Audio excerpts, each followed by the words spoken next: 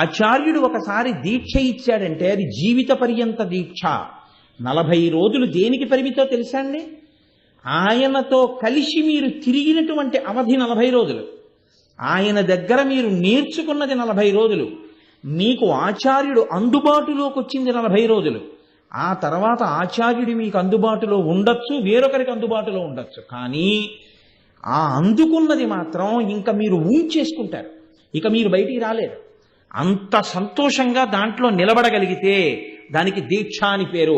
41వ రోజుని తీసి అవతల బారేస్తే వాడు అసలు దీక్ష తీసుకోలేదు. పచ్చబద్ధాన్ని నేను దీక్ష తీసుకున్నానంటే శాస్త్రం అంతే చెప్తుంది. దీక్షకి జీవిత పర్యంత కొనసాగింపు. ఎందుకో తెలుసా అండి? దీక్ష అన్న మాట మీరు ఎప్పుడు వాడినా అది మీ అంత మీకు భాషించేది కాదు. దీక్ష స్వయం భాష కాదు. దీక్ష అంటే ఒకరిస్తారు,